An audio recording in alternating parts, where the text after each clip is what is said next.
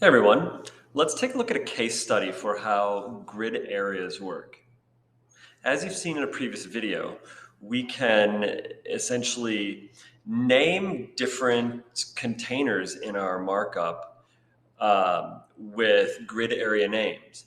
And then we can lay them out using basically a grid in our CSS to choose where those things are going to go in the web page. Let's take a look at a web page right now. Here's one that I designed that's using the grid areas, the grid template areas. It's got a header, it's got a nav that's flexed, it's got this feature area with a subhead, some paragraph text, and a figure and fig caption with an image. And it's got two columns. One column has a figure and fig caption. It's got a pull quote. It's got a bunch of paragraphs. It's got a footer. And then the column on the right is kind of like a gallery of image boxes where it's got a heading and an image with a caption below it. So I'm going to show you how this is done with the grid template areas. So first things first, let's look at the HTML on this. Inside the body, I have a div called grid container. The grid container is what I'm applying the display grid to. So this is going to be the thing that holds all of the grid children. The grid children are the things that are going to get pushed around our layout.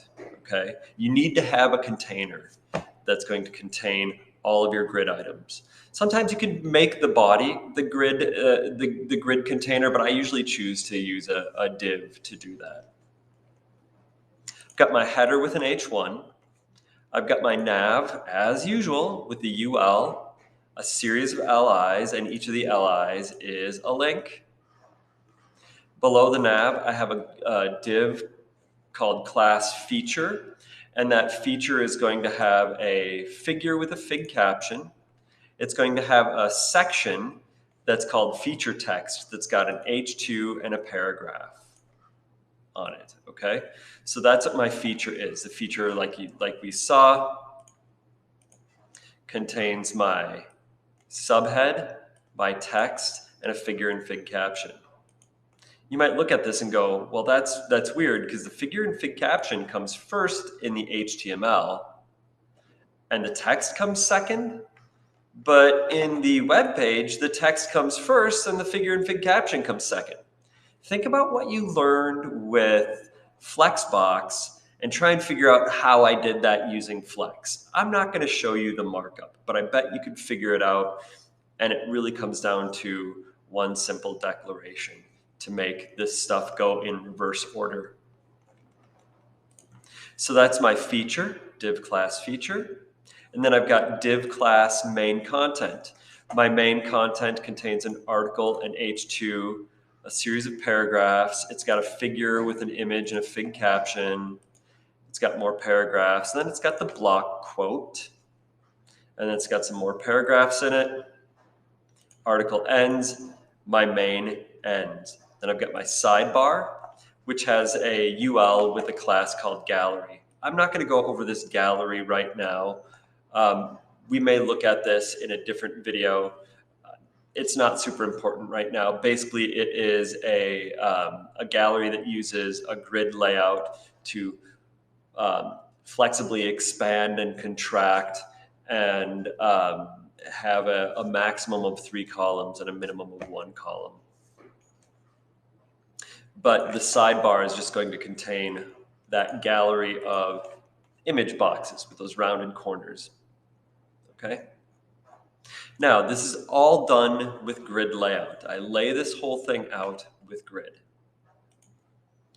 So at the bottom of my sidebar is my footer. So this isn't any different markup than most of the stuff we've seen before. Anytime we've done a 2-column layout, we've had a header, a nav. Sometimes we have a feature, sometimes we don't. We have something that's going to be our left column, something that's going to be our right column. Oftentimes I call them class main content, class sidebar. And then we have a footer. So this should be recognizable to you because it's something that we've covered many times. Now let's take a look at the CSS and see where all the grid stuff comes into play. So like normal, with my image, I am setting the width to 100% so that it is somewhat responsive, so that it always grows and shrinks with its container. So the image will always take up 100% of available width within its container. We've seen this many times. I'm going to continue to do this. My grid container. So this is that div that wraps up everything. So my grid container is going to contain my header, my feature, my nav, my main content, my sidebar, and my footer. All of those are wrapped up in a div called class grid container. All right? I'm setting that to display grid. Now this right here, I'm going to come back to in a little bit. This is my grid template areas. And you can see that I get to choose where things go. We'll look at that in a minute. I've got my grid template columns set up to be a 4-column layout. They're all taking equal parts, so one FR, one fractional unit for each. That means they're all proportional to one another. They're all the same width. Okay, so there's 4 columns in there, each one of them taking up a quarter. Grid template rows. I've got a few rows. I've got one that's set to 10 CH, 10 characters high. I've got another one that's set to auto, one that's set to min-max, 200, and then auto. So a minimum of 200 pixels and a maximum of automatic. It's going to get as tall as it needs to. One more set to automatic and one more set to 3 characters high. So my header is 10 CH high. My footer is 3 CH high. My feature is automatically set for its content. My columns are set to a minimum of 200 pixels high and a maximum of however much they need. And then I've got the others down there. So that's my rows. Width of this is set to 80% width. I've got a margin that's set to auto, and then I've got a background color on it, right? So this is all the stuff that I need for my grid container. For whenever you're using the grid template areas, you need to set it to display grid. You need to define where your areas are going to go, and we'll look at that in a minute. You need to set up how many columns and how many rows you want, and what kind of spacing those columns and rows will take up. Now, let's take a look at how we name those different areas. So I have made style rules for header, nav, main content, sidebar, and footer. And each of these get named. This one is called grid area head. This one is called grid area nav. This one is called grid area main. This one is called grid area side. This is called grid area footer. Okay, so each of these get their own name. I think I've also got one called grid area feature here as well. Yes, the feature is called grid area feature. All right, so naming these allows us to, when we give them that grid area name, it allows us to set up our grid area template and choose where those named grid areas go. So let's take a look at my template. So on my grid container, the things that's display grid, it's got grid template areas. And I'm setting, I've got to have these grid template areas in 5 rows and 4 columns.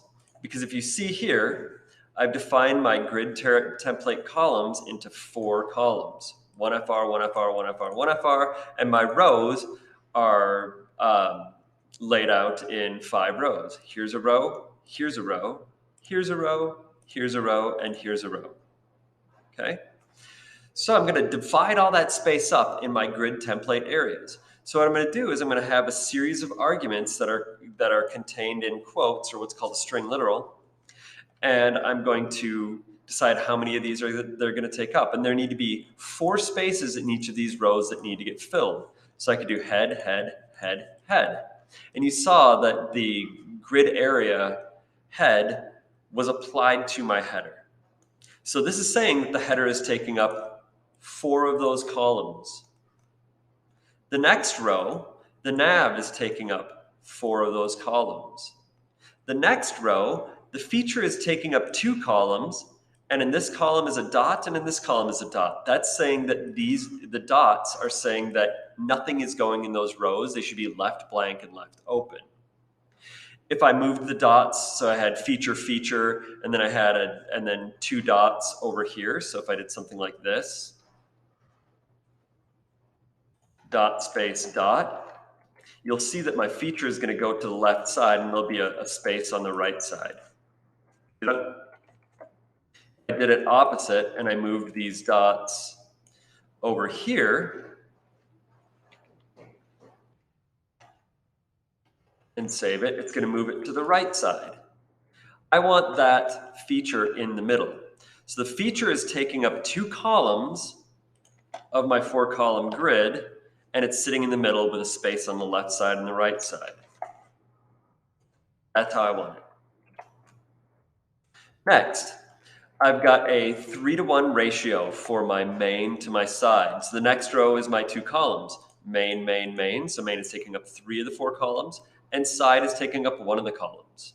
And then my footer is taking up all 4 of those columns. Okay?